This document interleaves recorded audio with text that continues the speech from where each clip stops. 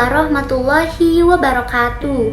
Halo semuanya, perkenalkan nama aku Novianti Zidni Arani. Di sini aku mendapatkan suatu tugas UAS ya dari mata kuliah Ilmu Komunikasi yang mana dosen pengampunya ialah Bapak Cecep Suryana MSI.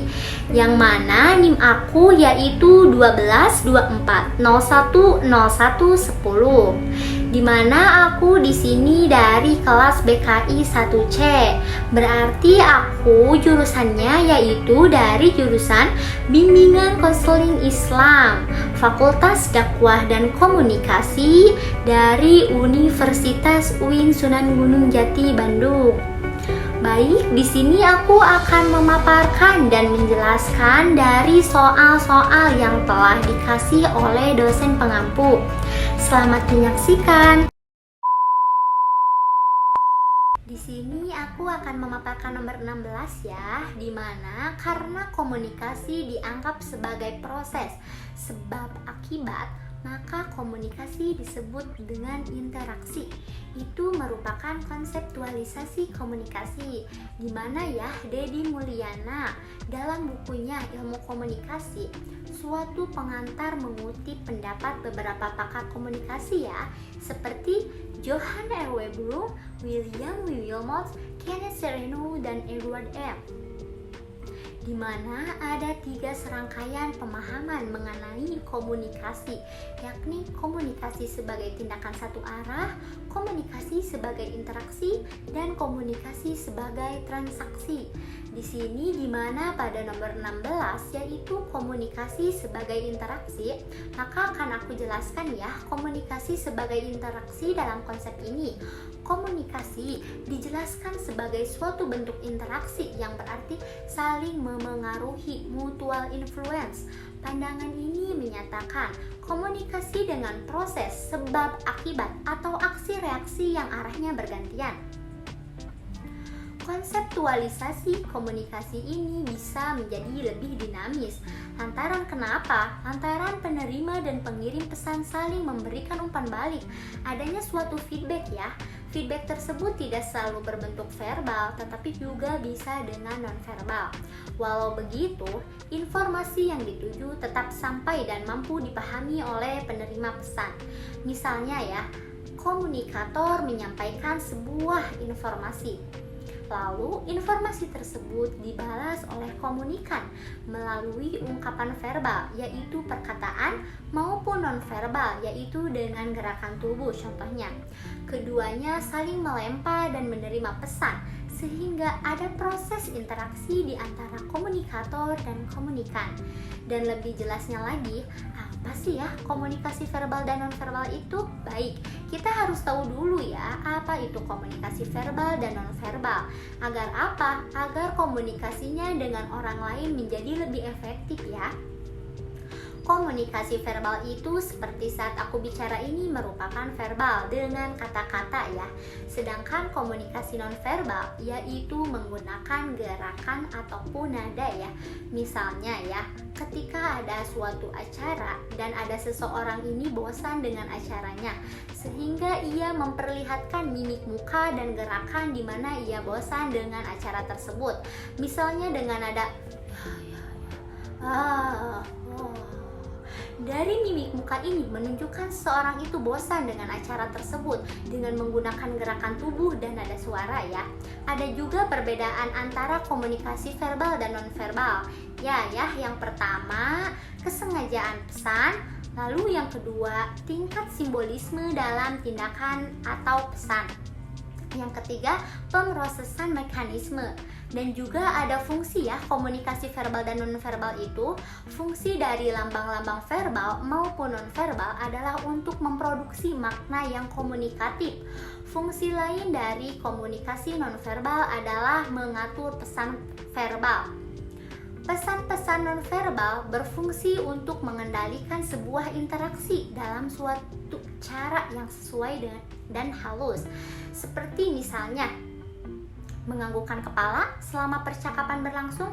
Selain itu, komunikasi nonverbal juga memberi penekanan kepada pesan verbal seperti mengacungkan kepalan tangan ya.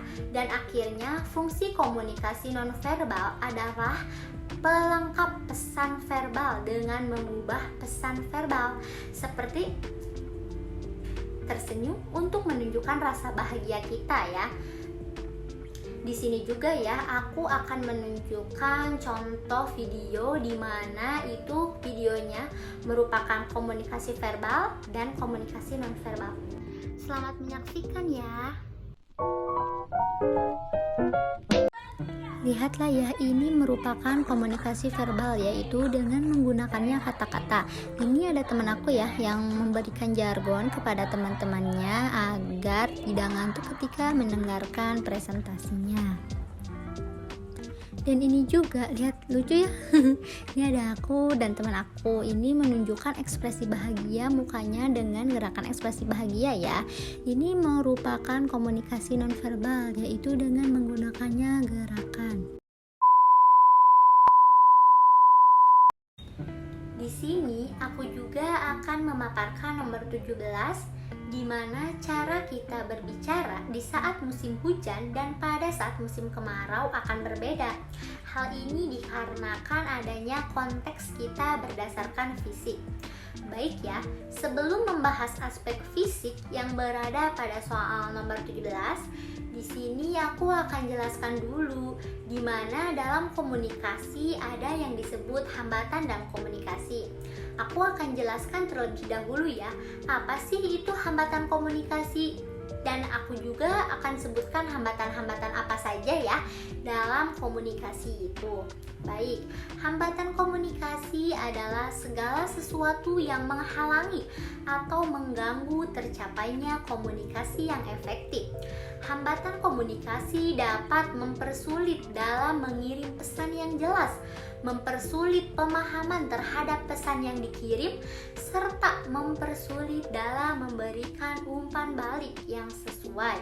Secara garis besar, terdapat 4 jenis hambatan komunikasi, yaitu hambatan personal, hambatan fisik, hambatan kultural atau budaya, serta hambatan lingkungan. Dan pada nomor 17 yang akan aku jelaskan yaitu di mana mengenai aspek fisik. Kenapa ya ketika berkomunikasi pada saat musim hujan akan berbeda dengan pada saat musim kemarau? Hal ini dikarenakan adanya suatu konteks fisik, pengaruh lingkungan fisik, di mana itu merupakan suatu hambatan dalam komunikasi, yang mana hambatan fisik telah aku jelaskan tadi ya sedikit, dan lebih jelasnya hambatan fisik juga ialah suatu yang dapat mempengaruhi proses dalam kelancaran komunikasi, bahkan cenderung menghambat proses dalam komunikasi ya. Hambatan dalam komunikasi juga dapat terjadi pada saat komunikator, komunikan, pesan, media, atau suasana ketika proses komunikasi berlangsung.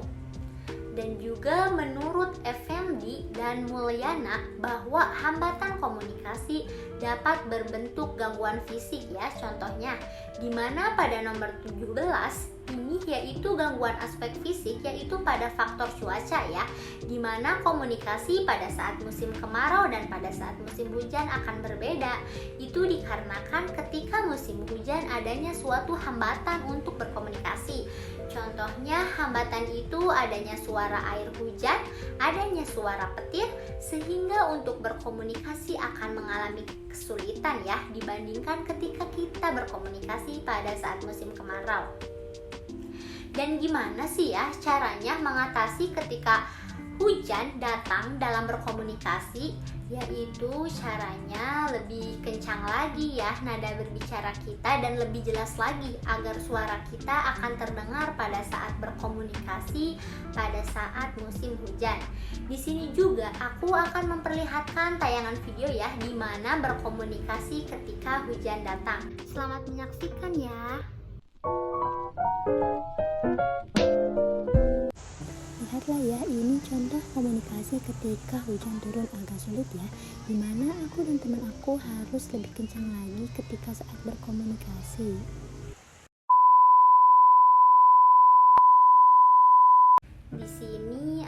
juga akan memaparkan nomor 20 ya, di mana stand up comedy merupakan bentuk komunikasi yang berfungsi untuk menghibur. Hubungan stand up comedy dengan ilmu komunikasi apa ya hubungannya? Jadi gini ya, sekarang lihat saja, akhir-akhir ini banyak sekali tuh acara stand up comedy di televisi nasional.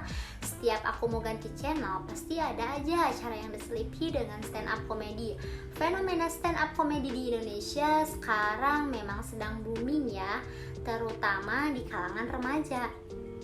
Kepopuleran komedi jenis ini tidak terlepas dari upaya Kompas TV yang dimana sejak awal turut meledakkan stand up komedi melalui program bertajuk Stand Up Comedy Indonesia. Program ini sukses, bahkan beberapa stasiun televisi lain juga memproduksi program yang serupa. Sekarang ini di kafe-kafe, restoran, mall, sekarang ada tuh lagi tren menyajikan menu stand up comedy yang memang didukung oleh menjamurnya komunitas stand up comedy, terutama yang tumbuh di kampus-kampus.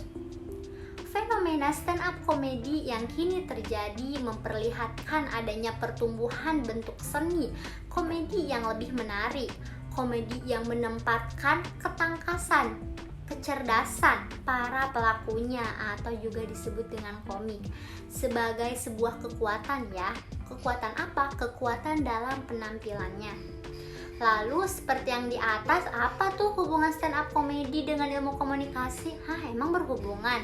Tentu ya berhubungan. Jadi stand up comedy itu masuk dalam komunikasi publik. Oke, aku jelaskan sedikit dulu ya tentang komunikasi publik. Komunikasi publik merupakan suatu komunikasi yang dilakukan di depan banyak orang.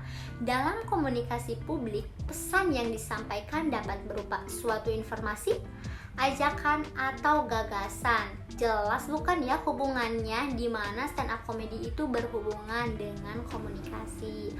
Dan komunikasi juga ya, komunikasi interpersonal pun masuk nih dalam stand up comedy ya.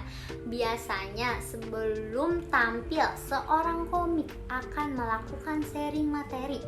Apakah materinya lucu atau tidak gitu ya dengan komik-komik lainnya. Dan hal ini di stand up comedy itu disebut dengan kombut. Dan kombut ini masuk dalam komunikasi interpersonal. Komunikasi interpersonal sendiri ialah komunikasi yang terjadi antara dua orang atau lebih yang biasanya tidak diatur secara formal. Stand up comedy juga masuk dalam komunikasi interpersonal kan ya. Kenapa masuk ke dalam komunikasi interpersonal? Kenapa ya kira-kira? Jadi komunikasi interpersonal kan komunikasi yang dilakukan oleh satu orang saja dengan dirinya sendiri. Kan stand up comedy berbicara depan publik. Masa iya sih si komiknya ngomong sendiri? Berarti komiknya gila dong. Bukan begitu ya. Jadi kayak gini, aku pernah baca di Kompasiana di mana ada seorang yang berbicara dengan seorang komik lokal kampusnya. Jadi dia bertanya seperti ini, Bang, biasanya apa aja sih yang abang lakuin sebelum tampil? Lalu abang itu menjawab ya, dia menjawab seperti ini, biasanya sebelum gue tampil nih, gue kombu dulu sama anak-anak. Dan biasanya gue suka open mic sendiri. Berhayal kalau di depan gue itu penonton atau depan kaca gitulah pokoknya. Jelaskan ya maksudnya kalau stand up comedy itu masuk dalam komunikasi interpersonal. Manfaat stand up comedy itu banyak sekali ya kawan, dimana salah satu contohnya dengan mengikuti ajang stand up comedy ini membantu kita menjadi lebih percaya diri. Dan bukan hanya itu saja, dengan mengikuti stand up comedy, dimana di sini ya aku di sini sebagai mahasiswa, kalau aku mengikuti acara stand up comedy secara tidak langsung membantu aku ketika presentasi tugas kuliah. Jadi ketika presentasi tidak canggung lagi karena sudah biasa berbicara di depan banyak orang walaupun dalam aspek yang berbeda. Di sini juga aku akan menunjukkan video stand up comedy ya. Selamat menyaksikan ya. Rumah sakit itu biayanya mahal sekali, betul? Salah. Rumah sakit biayanya mahal berkali-kali, bukan cuma sekali.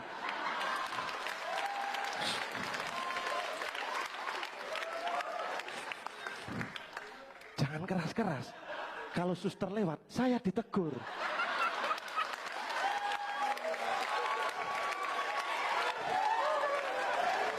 Dari video yang telah aku perlihatkan di situ jelas ya bahwa stand up comedy itu berhubungan dengan komunikasi. Lihat saja di mana para penonton dan para jurinya tertawa. Di situ berarti adanya suatu feedback, adanya suatu timbal balik, adanya suatu aksi reaksi. Di situ di mana para juri dan para penontonnya itu pada ketawa dikarenakan apa? Dikarenakan kelucuan dari sang komedian yang sedang berkomedi.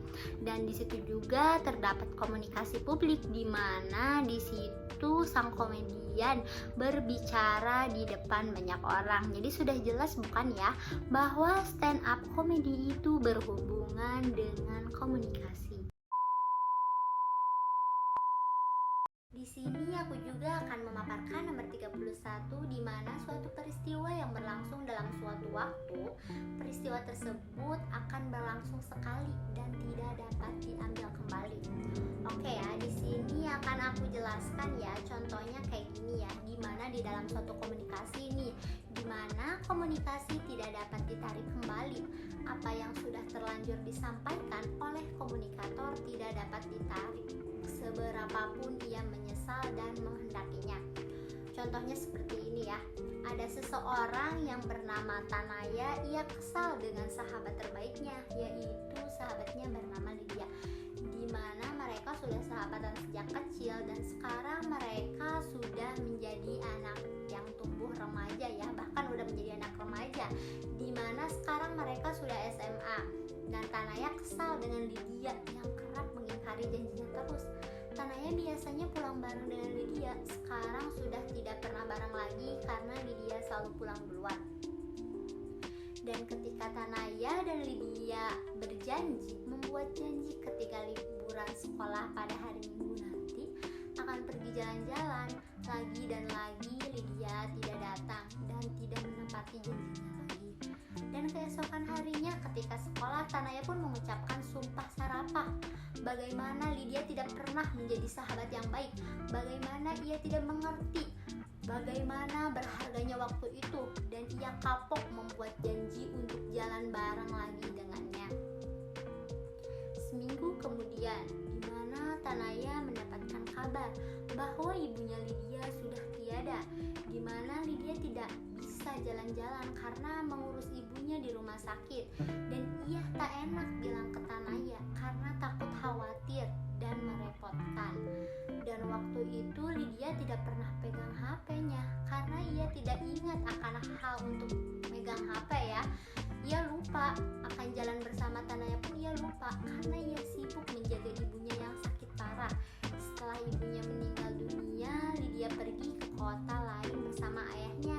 Ia lupa akan HP-nya ditinggalkan di kota yang sebelumnya. Di sini Tanaya merasa bersalah setelah mendapatkan berita yang sebenarnya, dan Tanaya pun ingin memutar waktu agar kata pedasnya tak pernah diucapkan. Akan tetapi komunikasi yang sudah terjadi tidak dapat ditarik kembali hingga melukai hati Lydia. Dari cerita di atas maka kita jangan berbicara pedas ya, dan jangan berprasangka yang tidak baik dulu sebelum mengetahui dan mencari tahu dulu kejadian yang sebenarnya seperti apa. Di sini aku juga akan memaparkan nomor 39 ya, di mana suatu hari ibu melihat piring kesayangannya pecah oleh ayah. Lalu ibu berkata, "Sayang." Di keesokan harinya ayah memberikan kejutan dengan menaruh amplop uang yang tebal dalam buket bunga untuk ibu. Lalu ibu berkata, "Sayang."